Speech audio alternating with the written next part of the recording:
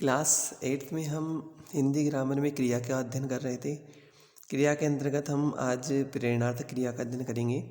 परिभाषा देखें, जब कर्ता स्वयं कार्य न करके किसी दूसरे से करवाता है तब वह किसी प्रेरणार्थक क्रिया कहलाती है, जैसे लिखवाना, पढ़वाना, बुलवाना, दिलवाना, सिलवाना आदि।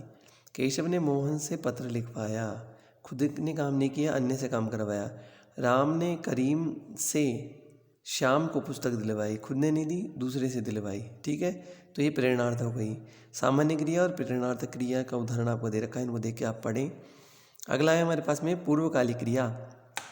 जब वाक्य में एक क्रिया समाप्त हो जाने के बाद दूसरी क्रिया प्रारंभ होती है तब पहले समाप्त होने वाली क्रिया पूर्वकालिक क्रिया कहलाती है। जैसे वह खाना खाकर सो गया, वह खेलकर घर आ गया।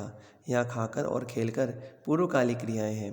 क्रिया का पूर्वकालिक रूप बनाते समय मूल धातु के साथ क्रिया करके जोड़ दिया जाता है, जैसे खाकर, जाकर, मारकर, भागकर, चलकर आदि।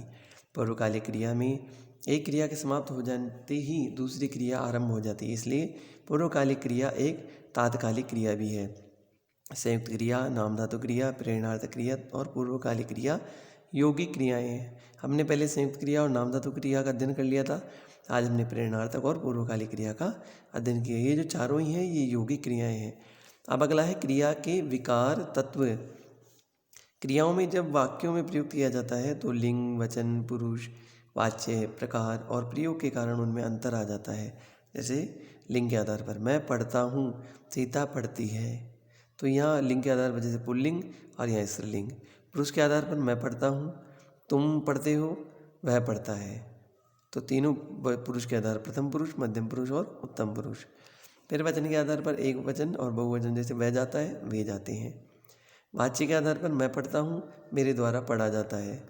काल के आधार पर वह पढ़ता है, वह पढ़ेगा, उसने पढ़ा। प्रकार के आधार पर तू पढ़ता है, तुझे पढ़ना चाहिए। प्रयोग के आधार पर मैं पढ़ता हूँ, मैंने पढ़ा। अब आपके पास में लिंग, पुरुष, वचन आदि के आधार पर भी भेद हैं, इनको हम बाद में अध्ययन करेंगे। आज का कार्य हम यहीं तक रखते हैं और गृह कार्य का, अभ्यास कार्य का हम अलग से पढ़ेंगे। आपको आज के गृह कार्य के अंदर प्रेरणार्थक धातु है, इसकी जो परिभाषा है उसको लिखना है। परिभाषा लिखने के बाद में इसके 2 उदाहरण लिखने हैं और इसके बाद में आपको पूर्वकालिक जो क्रिया है उसकी परिभाषा लिखते हुए इसके 2 उदाहरण आपको लिखने हैं। फिर आपके पास में ये क्रिया के विकारात्मक हैं, विकार तत्व हैं, इनकी ये जो लाइन है, परिभाषा रूप में जो लाइन है उसको लिखते हुए ये जो किस प्रकार से किस आधार पर इनमें परिवर्तन होता है, ये आधार लिखते हुए इनके जो उदाहरण हैं उनको आपको इन सबको लिंग के आधार पर पुरुष, वचन, वाच्य, काल, प्रकार और प्रयोग, इनके आधार पर जो परिवर्तन होता है इसको और इनके वाक्यों को आपको गृह कार्य के रूप में हल करके जांच करवाना है। आप में से गृह कार्य कुछ बच्चों का कम आ रहा है तो वो आपके लिए नुकसानदायक होगा, क्योंकि आपका जो गृह कार्य है इस आधार पर भी आपका मूल्यांकन होगा। तो आप गृह कार्य नियमित रूप से करते हुए समय पर कॉपी जांच करवाएं, जिससे आपके जो अंक गृह कार्य के आधार पर जो अंक है वो आपको एग्ज़ाम में जोड़े जाएंगे, तो उसमें आपको किसी प्रकार की परेशानी नहीं आए। तो आप समय पर कार्य जांच करवाते रहें।